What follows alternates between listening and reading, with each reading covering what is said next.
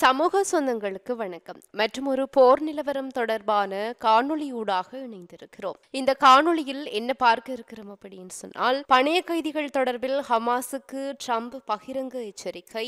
Hamas அரக்கர்கள் எச்சரிக்கையை தீவிரமாக எடுத்துக் கொள்ள வேண்டும். ட்ரூபியோ சாடல். இஸ்ரேலின் அடாவடிக்கு அமெரிக்க அச்சுறுத்தலை ஆதரவு கொந்தளிக்கும் ஹமாஸ் அமைப்பு. ஈரானிய பயிற்சிகளை உன்னிப்பாக கவனித்து வருவதாக இஸ்ரேலிய ராணுவம் அறிவிப்பு. ஹவுதிகளை பயங்கரவாத அமைப்பாக அறிவித்த அமெரிக்கா எந்த சட்டப்பூர்வ அங்கீகாரமும் இல்லை என்று ஏமன் அதிகாரி சுட்டிக்காட்டு. உக்ரைன் தொடர்பில் பிரித்தானியாவிற்கு ட்ரம்ப் விதித்துள்ள தடை. பொதுமக்கள் மாவட்டத்தில் தற்செயலாக குண்டுகளை வீசிய தென்கொரியா போன்றதான அண்மைய செய்திகள் குறித்து விரிவாக பார்க்கலாம். அமெரிக்க அதிபர் டொனால்ட் ட்ரம்ப் ஹமாஸ் அமைப்புக்கு கடுமையான கடைசி எச்சரிக்கையொன்றை விடுத்திருக்கிறார். காசாவில் தடுத்து வைக்கப்பட்டுள்ள அனைத்து பணைய கைதிகளையும் விடுவிக்குமாறும் வலியுறுத்தி இருக்கிறார். பணைய கைதிகள் அனைவரையும் உடனடியாக ஒப்படைக்கவில்லை என்றால் உங்கள் கதை அவ்வளவுதான் என பகிரங்கமாக ஹமாஸ் அமைப்புக்கு எச்சரிக்கை விடுத்திருக்கிறார் டொனால்ட் ட்ரம்ப். இது தொடர்பாக அவர் தன்னுடைய சமூக ஊடக பக்கத்தில் எச்சரிக்கை பதிவொன்றையும் இட்டிருக்கிறார். தனது சமூக ஊடக பக்கத்தில் அவர் ஹமாஸ் அமைப்புக்காக வெளியிட்டிருக்கின்ற செய்தியொன்றில்,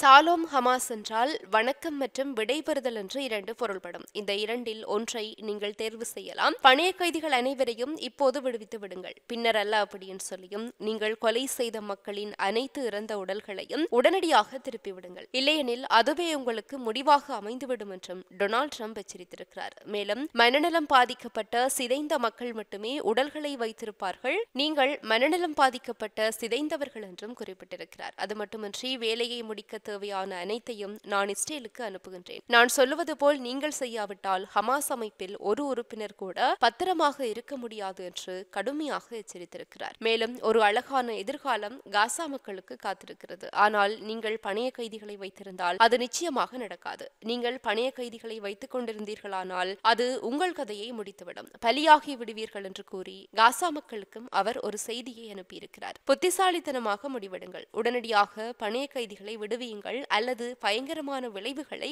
நீங்கள் எதிர்கொள்ள நேரிடும் என்று டொனால்ட் ட்ரம்ப் தெரிவித்திருக்கின்ற கருத்து பரபரப்பை ஏற்படுத்தியிருக்கிறது. பணைய கைதிகளை விடுவிப்பதை நோக்கமாக கொண்டு ஹமாஸுடன் நேரடி பேச்சுவார்த்தை நடத்தப்பட்டதாக வெள்ளை மாளிகை உறுதிப்படுத்திய சில மணி நேரங்களுக்கு பிறகு இந்த அறிவிப்பு வந்திருக்கிறது. அமெரிக்காவால் பயங்கரவாத அமைப்புகளாக குறிப்பிடப்படுகின்ற அமைப்புகளோடு நேரடி பேச்சுவார்த்தை நடத்துவதை நீண்ட காலமாக தவிர்த்து வந்த அமெரிக்க கொள்கையில் இது ஒரு குறிப்பிடத்தக்க மாற்றத்தை குறிக்கிறது.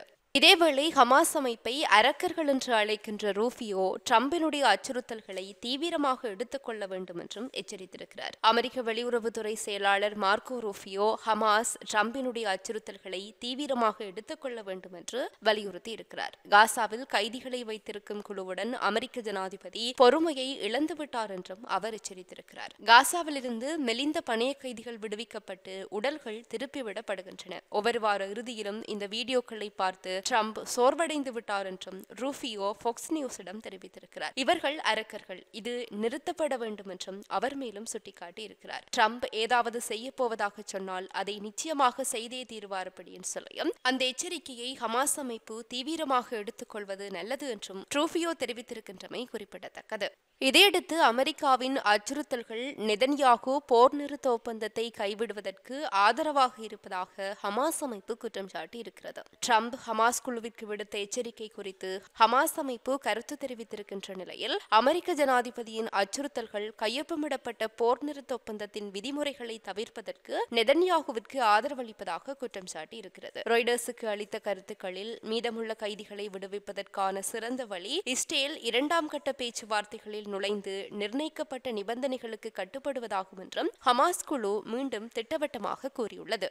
இவற்றுக்கிடையே ஈரானிய ஆயுதப்படைகளின் சமீபத்திய பயிற்சிகளுக்கு பதிலளிக்கும் விதமாக இஸ்ரேலிய ராணுவ செய்தி தொடர்பாளர் இஸ்ரேல் ஈரானினுடைய அந்த பயிற்சிகளை கண்காணித்து வருவதாக கூறியிருக்கிறார். தற்காப்பு மற்றும் தாக்குதல் உள்ளிட்ட பல்வேறு சூழ்நிலைகளுக்கு தயாராக இருப்பதை உறுதி செய்வதற்காக ராணுவம் தொடர்ச்சியான மதிப்பீடுகளை மேற்கொண்டு வருகிறது என்றும் இஸ்ரேல் ராணுவ செய்தி தொடர்பாளர் ரியர் அட்மிரல் டேனியல் ஹகாரி தெரிவித்திருக்கிறார். இஸ்ரேலிய பிரதமர் பெஞ்சமின் நெதன்யாகுவின் செய்தி தொடர்பாளர் ஈரான் ஈரானின் பயிற்சிகள் குறித்து கருத்து தெரிவிக்க மறுத்திருக்கிறார். ரஷ்ய செய்தி நிறுவனமான ஸ்புட்னிக் சமீபத்தில் ஈரானின் பயிற்சிகள் குறித்து எழுதியிருந்தது. ஈரான் கடந்த மாதம் அதன் 3வது நிலத்தடி ஏவுகணை தளத்தையும் வெளியிட்டது. இந்த தளம் தெற்கு ஈரானில் அமைந்திருப்பதோடு கப்பல் ஏவுகணைகள் அங்கு பொருத்தப்பட்டிருக்கின்றன. இந்த ஏவுகணைகள் மூலோபாய தெற்கு நீரில் எதிரி அழிப்பாளர்களை தாக்கும் வகையில் வடிவமைக்கப்பட்டுள்ளன என்று ஸ்புட்னிக் தெரிவித்திருக்கிறது. இந்த உயர்தர ஏவுகணைகள் மின்னணு போர் அமைப்புகளுடன் பொருத்தப்பட்டிருக்கின்றன. இதனால் எதிரி அவற்றை இடைமறிப்பது கடினம். ஹாதர் 380 என்று அழைக்கப்படுகின்ற IRGC-யின் கடற்படை கப்பல் ஏவுகணை 1000 கிலோமீட்டருக்கும் அதிகமான தூரம் செல்லக்கூடியது. சிறிய மற்றும் பெரிய எதிரிகளை சமாளிக்கும் திறன் கொண்ட ஒரு நிலத்தடி IRGC கடற்படை தளத்தை ஈரான் வெளியிட்டுள்ளதாக ஸ்கை நியூஸ் செய்தி வலையமைப்பின் வலைத்தளம் எழுதியிருக்கிறது. ஈரானிய ராணுவ ஒருங்கிணைப்புக்கான துணைத் தலைவர் ரியர் அட்மிரல் ஹபீபுல்லா சயாரி நாட்டின் தெற்கில் ராணுவத்தின் சமீபத்திய சோல்ஃபாகர் 1403 கூட்டு ராணுவ பயிற்சிகளின் போது 160க்கும் மேற்பட்ட சிறப்பு பயிற்சிகளை வெற்றிகரமாக மேற்கொண்டதாகவும் தெரிவித்திருந்தார். இந்த நிலையிலேயே ஈரான் நடத்தி வருகின்ற பயிற்சிகளை உன்னிப்பாக கவனித்து வருவதாக இஸ்ரேலிய ராணுவம் தெரிவித்துள்ளது.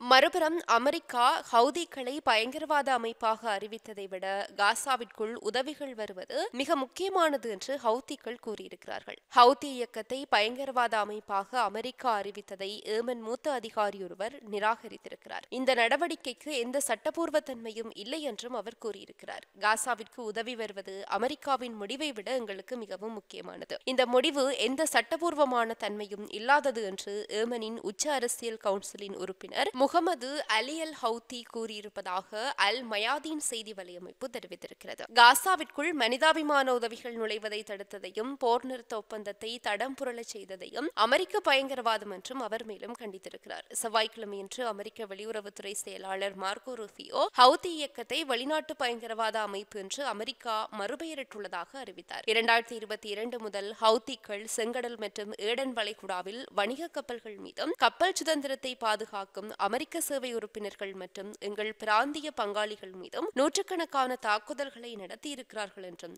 ரூபியோ தெரிவித்திருந்தார். ஜனாதிபதி டொனால்டு டிரம்பின் முதல் நிர்வாகத்தின் கீழ் அமெரிக்கா முதலில் ஹவுதிகளை பயங்கரவாத அமைப்பாக நியமித்தது. மனிதாபிமான கவலைகளை காரணம் காட்டி முன்னாள் ஜனாதிபதி ஜோ பைடன் இந்த முடிவை ரத்து செய்தார். இருப்பினும் ஏமனில் மனிதாபிமான நெருக்கடி இனி அமெரிக்காவிற்கு ஒரு பிரச்சனையாக இருக்காது என்று ரூபியோ பரிந்துரைத்ததை அடுத்து ஏமனின் ஹவுதி அமைப்பை டொனால்டு டிரம்ப் தற்பொழுது மீண்டும் பயங்கரவாத அமைப்பாக அறிவித்துள்ளார். மறுபுறம் அமெரிக்க தரப்பிலிருந்து வருகின்ற உளவுத்துறை தகவல்களை உக்ரைனுக்கு அளிக்க பிரித்தானியாவிற்கு தடை விதித்திருக்கிறார் டொனால்டு டிரம்ப். உக்ரைனுக்கு அளித்து வருகின்ற உதவிகளை நிறுத்தி வருகின்ற அமெரிக்க ஜனாதிபதி டொனால்டு டிரம்ப் அடுத்த கட்ட நடவடிக்கையாக அமெரிக்க தரப்பிலிருந்து வருகின்ற உளவுத்துறை தகவல்களை உக்ரைனுக்கு அளிக்க பிரித்தானியாவிற்கு தடை விதித்திருக்கிறார். உக்ரைனுக்கு அளித்து வந்த நிதி உதவிகளை டிரம்ப் நிறுத்தியதை தொடர்ந்து ஓரிரண்டு மாதங்களில் உக்ரைனுடைய ஆயுதங்கள் எல்லாம் செலவழிந்து போகலாம் என்ற கவலையும் உருவாகி இருக்கிறது. இப்படிப்பட்ட சூழலில் நிலைமையை மேலும் மோசமாக்கும் வகையில் இப்படி ஒரு அறிவிப்பை டொனால்டு டிரம்ப் வெளியிட்டிருக்கிறார். அதன்படி அமெரிக்க தரப்பிலிருந்து உக்ரைன் தொடர்பில் பிரித்தானியாவிற்கு அளிக்கப்படுகின்ற உளவுத்துறை தகவல்களை உக்ரைனுக்கு அளிக்கக்கூடாது என பிரித்தானிய உளவு ஏஜென்சிக்கு உத்தரவு பிறப்பிக்கப்பட்டிருக்கிறது. 3 ஆண்டுகளுக்கு முன்பு ரஷ்யா உக்ரைனை ஊடுருவிய நேரத்தில் பிரித்தானியாவும் ஆஸ்திரேலியா போன்ற மேற்கத்திய பாதுகாப்பு கூட்டாளர் நாடுகளும் குறிப்பிடத்தக்க அளவில் பயனுள்ள தகவல்களை உக்ரைனுடன் பகிர்ந்து வந்தன. ஆக தற்போது உளவுத்துறை தகவல்களை பகிர தடை விதிக்கப்பட்டிருக்கின்ற விடயம் உக்ரைனுக்கு பெரிய அடியாக அமையும். ரஷ்யாவின் ஆக்ரோஷமான தாக்குதல் தொடர்ந்து வருகின்ற நிலையில் உக்ரைன் தன்னை தற்காத்துக் கொள்வதற்கான வாய்ப்புகள் இந்த தடையால் மேலும் பாதிக்கக்கூடும் என்பதும் குறிப்பிடத்தக்கது.